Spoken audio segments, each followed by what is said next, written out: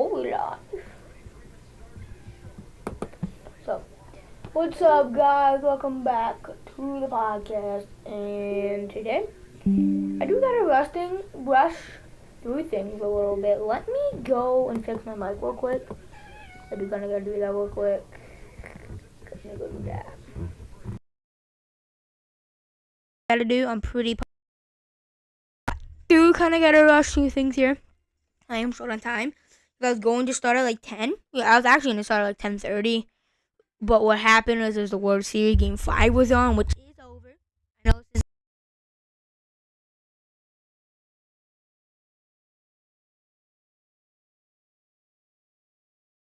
um. So yeah, we're just gonna have to deal with it. I know. I guess like yeah, I got to.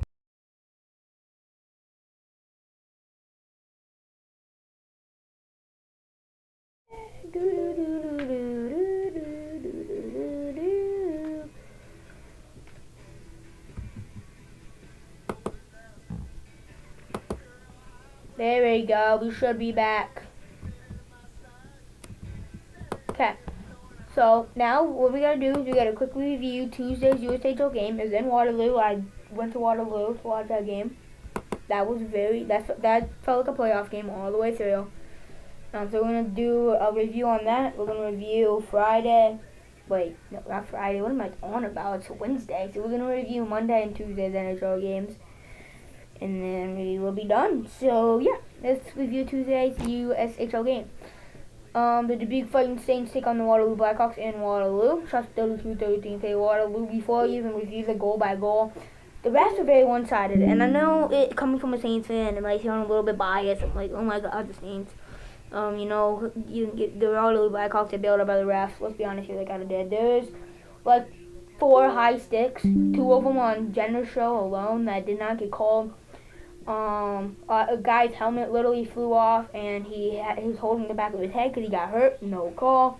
Teddy Merrill got cross-checked in the face, and then pushed him back, and he got retaliation. Even though he was bleeding from the cross-check, he got retaliation, and Waterloo didn't get anything. It should have been a 4-minute high sticking. You were cross-checking at least. I don't know, but nothing got called in Waterloo, and Teddy got retaliation. Multiple trips that that did not get called, and Waterloo had 6 power plays, and the Saints only had 2. So if you were at that game, you're watching for hockey or whatever, you would know. If you didn't, well, it might just be sound like I'm talking on my butt, but if you know, you know.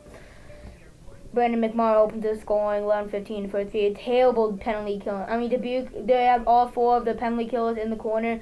McMahon wide open, toe drag over the glove with spoon on.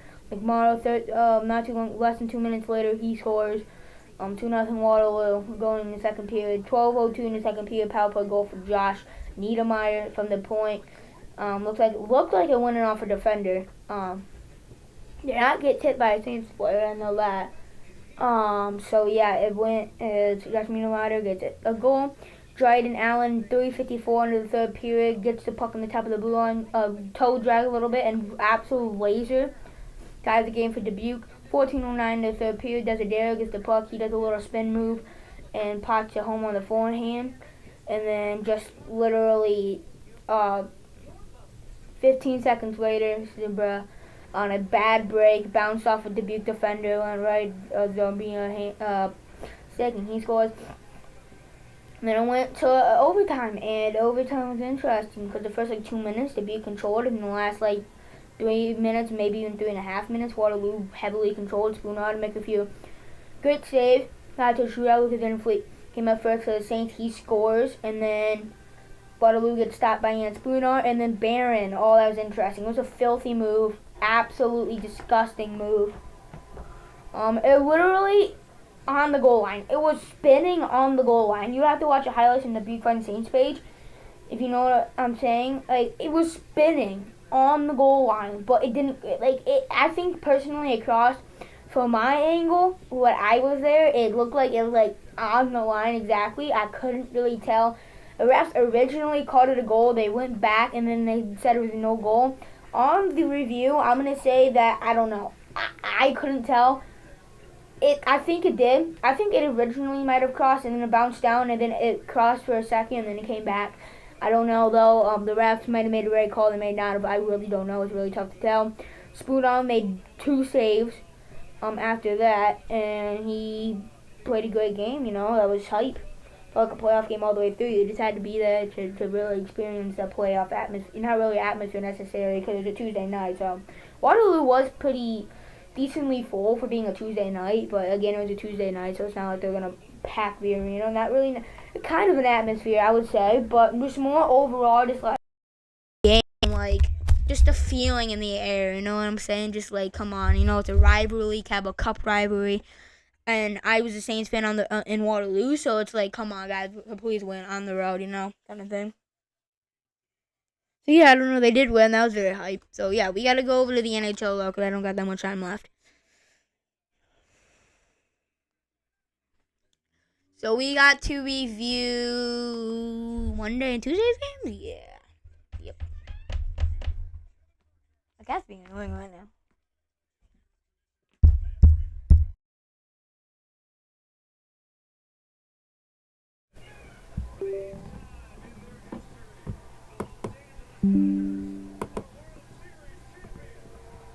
Sorry if you can hear the Dodgers game in the background. I forgot to turn.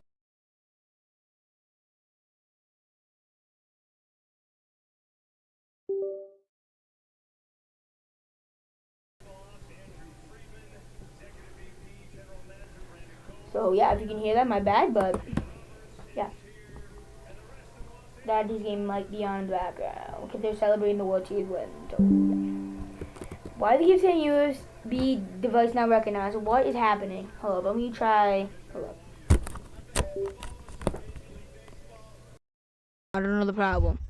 Panthers and Sabres. Tkachuk and Barkov came back for this game, and Tkachuk's been back for a couple games. So Panthers fully healthy. They kind of proved it. They beat the Sabres 5-2. Jesper Boquist, second goal of the season, is by one down Lester Inning, 11:01 in the first period. And then Sam Reinhart on the power play, seventh goal of the season, is by Barkov and Verhaeghe, 11:56 in the first period. Jason Zucker in the power play, second goal of the night. His second goal of the season. On the power play, assisted by Tage Thompson and JJ Patoka, 10:45 in the second period. Darlene, first goal of the season, assisted by Owen Power, 12:37 in the second period, ties the game. Carter Verhaeghe, even strength, second goal of the season, assisted by Chuck Sam Bennett, 16:44 into the second period. Then Bennett from the point, he gets the puck from Nate Schmidt. He just rips the great shot on the point. 14:35 left in into the third. And then Barkov, first goal back. Barkov said, "Hey, I'm back, guys. You're gonna remember it. First goal of the season. He's back. This is by Sam Reinhart, Forsling, 15:43 in the third period. Panthers proving that they're fully healthy. Sabres played a good game too. They, besides the 2 goal that they let up late in the game, they kept it really close. They tied it at one point, and then the Panthers just took ahead. Since we're on the track of the talk about the Sabres and the Eastern Conference wildcard fight, let's talk about who I think is going to make the playoffs. Oh yeah, and I completely forgot. I got a couple things to talk about before, but I did not talk about it. First, Oli Mata is now a Utah Hockey Club member. You know, that's absolutely fantastic for them. Maybe that he could fill that one of the John Marino and Sean Jersey spots, and maybe he can help them flush out the wild card. Do I think they're gonna get it? No, but they might. It's gonna help them a lot. Connor McDavid's out for at least a couple of weeks with a lower body injury, which he suffered in the Blue Jackets game, which we're about to review the Blue Jackets game, funny enough. But yeah, there's that. Hopefully he comes back as soon as possible. So yeah, and there's one more. To start the season, he's 6 to 8 weeks with a broken foot, so he's out for anywhere till about, let's say, to January, which is sucks for the Avalanche. Sorry, my mic's not working, I guess, because it says USB not recognized. It makes no sense, but you know what? It is what it is, you know? My mic's just not working today. Yeah. I don't know what I need to do to fix this. This is so dumb. Not gonna lie to you. Why is it not recognized?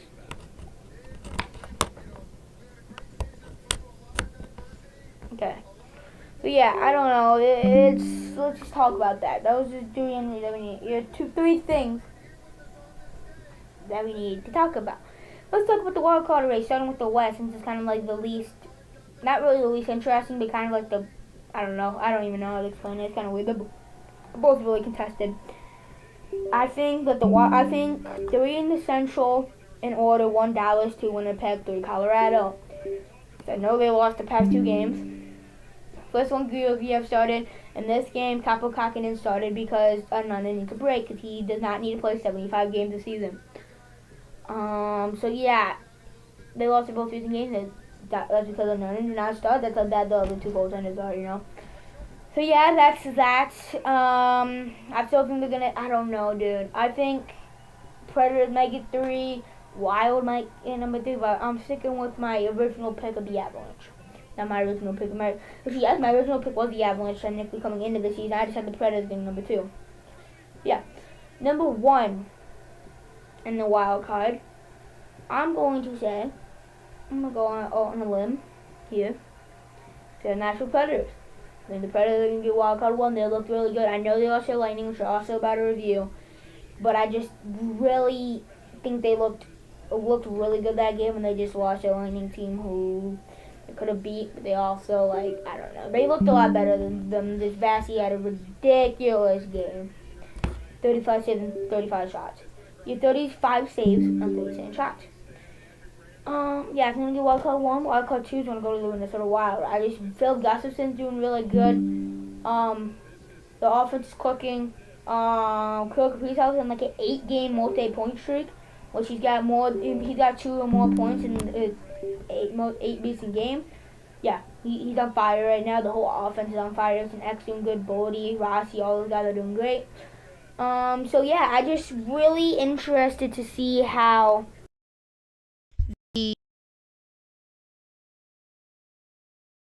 but I think the Wild is off to the start alone. And how good they've been looking, I think they're going to make it. So yeah, that's my predictions for the Western Wild Card. We're gonna quickly go through the Eastern Conference. Atlantic from 1 to 3, Florida, Toronto, Boston. Metro from 1 to 3, Devils, Rangers, and Hurricanes. I think the Rangers could win the Metro, but I'm still sticking with the Devils. Eastern Wild Card. It's gonna hurt my soul when I say Wild Card 2.